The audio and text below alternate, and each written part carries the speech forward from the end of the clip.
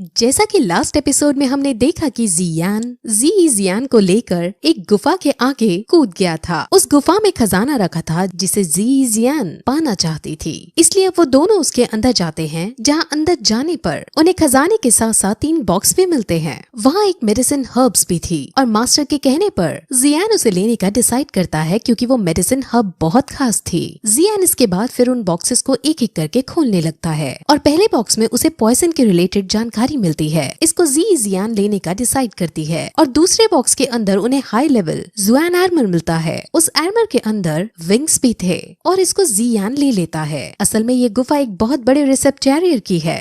रिसेप्टेरियर आप अभी के लिए ये समझ लो कि जैसे एल्केमिस्ट यानी केमिकल मेडिसिन की नॉलेज है। वो थर्ड बॉक्स फिर चाबी से खोलने ही वाले होते हैं कि तभी वहाँ मूली अपने आदमी सहायता कर उन पर हमला कर देता है। यानी मूली सच में एक बहुत बुरा आदमी था और जियान समझ जाता है कि ये मुझको अपना लीडर इसलिए बनाना चाहता था ताकि मेरी एबिलिटीज का यूज करके ये ऐसे और खजाने ढूंढ सके। वहीं मूली और उसके आदमी उस पर हमला करते हैं और उस पर भारी पड़ने लगते हैं। उनमें काफी लंबी फाइट होती है जिसमें जियान हार जाता है और मूली जियान को मारने ही वाला होता है कि तभी जियान एक सिग्नल देकर अपने पक्षी को वहाँ बुला लेती है, जिसके बाद दोनों उसके ऊपर बैठ वहाँ से दूर चले जाते हैं और दोनों बच जाते हैं। जियान की हिम्मत को देखकर काफी इम्प्रेस हो गई थी। वो उसको एक लेटर और एक मैप देकर अपने गांव वापस चली जाती है। उस लेटर के अंदर जियालिनू के आदमियों के बारे में लिखा था कि वो इस वक्त कहाँ हो सकते हैं और मैप के अंदर उसकी लोकेशन भी मार्क थी। यानी जियान सच में एक अच्छी लड़की थी और उसने अपना वायदा निभाया था। अब जियान फिर मेडिटेट करता है और उसने जो हर्ब्स केव से इकट्ठे किए थे उनकी दवाई बनाकर खाता है,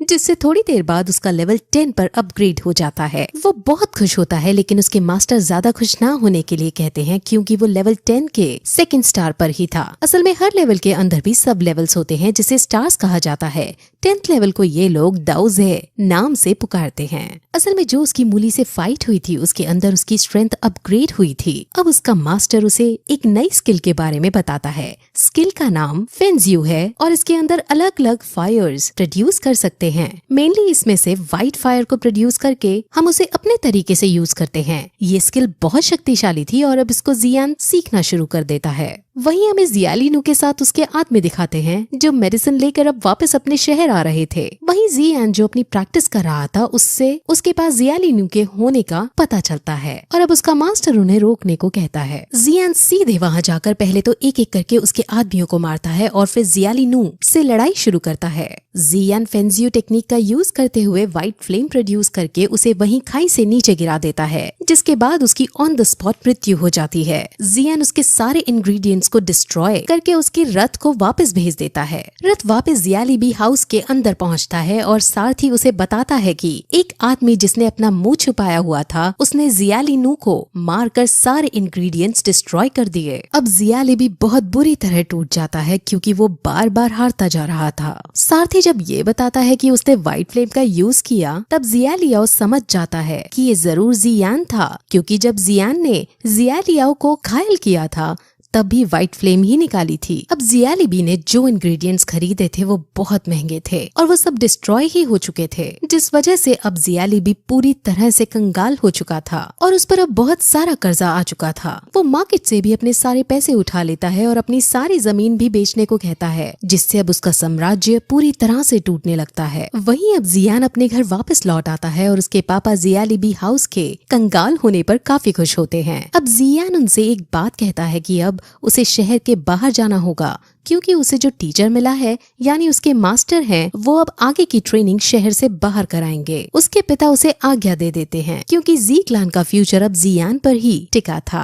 और वो जियान की प्रिपरेशन में कहीं भी कमी नहीं रखना चाहते थे। वहीं अब जी जूनियर जियान के पास आती है और उसे जियान एकेडमी के बारे में बताती है। जियान एकेडमी उनकी कॉन्टिनेंट की सबसे बड़ी एकेडमी थी जिसमें वॉरियर्स नई स्किल सीखा करते थे। फिर रात को जियान फेंजियो की मदद से मेडिसिन बनाने की भी प्रैक्टिस करता है, जहां उसकी इस एबिलिटी को देखकर उसके मास्टर समझ जाते हैं कि एक अच्छा रिसेप्टेरियर भी बन सकता है। अब अगले दिन जियान और बाकी सब बच्चे जियान एकेडमी के अंदर जाते हैं और वो सब उसमें एडमिशन लेने की बात करते हैं। वहाँ एडमिशन लेने के लिए उन सबको एक क्रिस्टल पर हाथ रखकर अपनी स्ट्रेंथ का प्रदर्शन देना था। जिसकी स्ट्रेंथ हाई होती थी उसके छूने पर वो क्रिस्टल ग्लो करने लगता था। अब बारी बारी सब क्रिस्टल पर टच करते हैं और सभी का ग्लो करता है, लेकिन जब जियान टच करता है तो वो ग्लो नहीं करता। वहाँ उसका इस बात पर मजाक उड़ने लगता है, लेकिन तभी वो क्रिस्टल इतना जोर से ग्लो करता है कि सबको अपनी आंखें तक बंद करनी पड़ जाती हैं। सब ये देखकर बहुत लज्जा महसूस करते हैं। अब अंदर जाकर उन सबको कैटेगरी वाइज ग्रुप्स में बांटा जाता है। जिनका लेवल 10th के 3rd स्टार से ज्यादा था उनको एस कैटेगरी में रखना था, इसलिए सबसे उनका एक एक करके लेवल पूछा जाता है। जी जूनियर के पास 10th लेवल की 6 स्टार पार थी, यानी वो वहाँ की सबसे शक्तिशाली वॉरियर थी। सब उसकी तारीफ करने लगते हैं, लेकिन वो कहती है कि मैंने ये सब 16 साल की प्रैक्टिस में हासिल किया है, लेकिन मेरे भाई जियान ने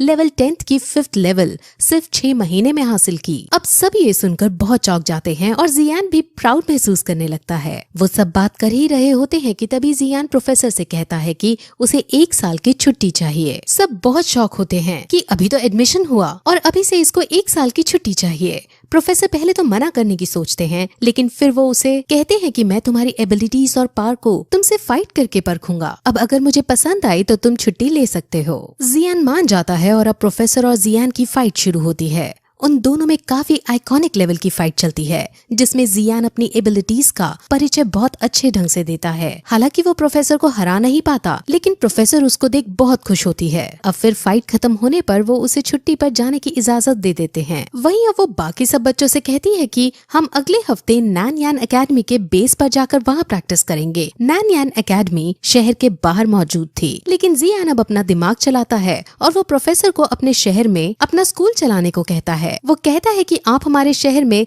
जी क्लैन के पास स्कूल खोलो। प्रोफेसर जियान और जी जूनियर जैसे वॉरियर्स को देखकर काफी इम्प्रेस थी और वो अब उनके परिवार को भी देखना चाहती थी, इसलिए वो मान जाती हैं और अब वो जी क्लैन के पास जाकर जियानान एकेडमी को शुरू करने का डिसाइड करती हैं। असल में जियानान एकेडमी बहुत ज्यादा शक्तिशाली थी। जियानान नायान के परिवार से भी शक्तिशाली ऑर्गेनाइजेशन थी। नायान वही लड़की है जिससे 3 साल बाद जियान की फाइट होने वाली है। अब फिर जी क्लैन के अंदर प्रोफेसर और बाकी सब आते हैं और अब वहाँ जिहान भी जियानान एकेडमी को अपने क्लैन में खुला देखकर बहुत खुश होता है और वो अपने बेटे की तारीफ करता है। वहीं जियान एक अजनबी शख्स को नोटिस करता है जो उस भीड़ में था। वहाँ फिर जी जूनियर जियान के पास आकर उससे नॉर्मल बात करने की कोशिश करने लगती है, लेकिन जिहान जी जूनियर को देखकर थोड़ा इरिटेट वाले मूड में आता है और उससे कहता है कि मुझे अपने बेटे से बात करनी है, तुम यहाँ से चली जाओ। जियान को समझ नहीं आता कि उसके पापा ने ऐसा क्यों किया, लेकिन जी जूनियर के चले जाने के बाद जिहान उससे एक बात बताते हैं। ये बात क्या थी हमें आगे पता चलेगा। फिर थोड़ी देर बाद हमें जियाली बी हाउस के अंदर जियाली बी को दिखाते हैं, जिसने ल्यूजी के मास्टर को बुलाया था और वो उससे अपने स्टूडेंट की मृत्यु का बदला लेने के लिए उसे उकसाने लगता है, लेकिन मास्टर जियाली बी से साफ मना कर देता है, क्योंकि जो अजनबी शख्स जियाहू ब्यान को भीड़ में दिखा था वो मास्टर ही था। मास्टर ने जान लिया था कि जियानान एकेडमी जी क्लैन के अंदर खुल रही है, जिससे जी क्लैन इतना शक्तिशाली है कि उसे वो नहीं जीत पाएगा। इसलिए मास्टर अपने स्टूडेंट का बदला भुलाकर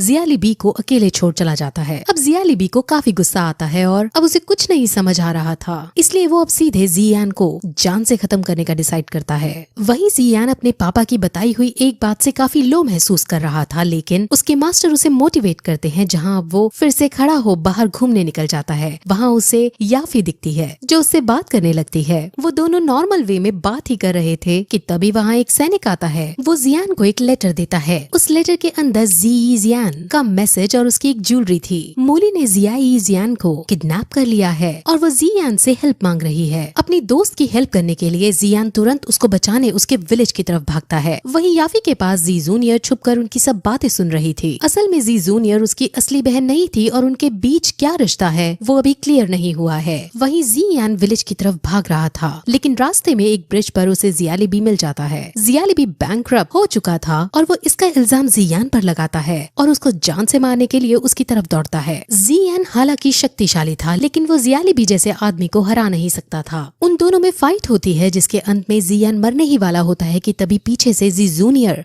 वहाँ आकर जियाली बी को मार डालती है और जियान को बचा लेती है। लेकिन तभी वहाँ का ब्रिज टूटने लगता है और वो दोनों नीचे गिरने लगते हैं। वो गिरने ही जा रहे थे, लेकिन तभी जियान पर्पल विंग्स को खोलता है। उसके पास विंग्स आ जाते हैं और वो जी जूनियर को लेकर एक लंबी उड़ान भरता है। जी जूनियर उसकी इस टेक्निक पर उसकी तारीफ करती है, जिस पर जियान भी उसकी एक ही बार में जियाली बी को मारने की तारीफ करता है। वो दोनों बात ही कर रहे होते हैं कि तभी जियान उदास हो जाता है, क्योंकि इसे अपने पापा की कही बात याद आ जाती है। उसके पापा ने उसे कहा था कि जब तुम चाहते थे तब जी जूनियर के डैड उसे यहाँ छोड़ गए थे, जीहान को पता चलता है कि जियान जी जूनियर को पसंद करता है। जी जूनियर के रियल डैड जब उसे यहाँ छोड़कर गए थे तब उनके पास कई डार्क सीक्रेट्स थे। जी जूनियर एक ऐसी लड़की है जिसे समझना थोड़ा मुश्किल है। हालांकि जी जूनियर एक अच्छी लड़की है, लेकिन फिर भी अपने बेटे के लिए जीहान को डर लगा रहता है। अब उड़ते उड़ते जियान ये बात बताने की कोशिश करता है कि उसके डैड ने ये सब कहा, लेकिन जी जूनियर उसको छू कर उसे खुद कहती है कि हाँ, मेरे पास कई सीक्रेट्स हैं जो मैं तुम्हें नहीं बता सकती, लेकिन तुम मेरे साथ इतने समय से रह रहे हो, तुम्हें क्या लगता है मैं कैसी लड़की हूँ। जियान हमेशा से जी जूनियर को अच्छा मानता था, इसलिए उसको जी जूनियर पर यकीन था।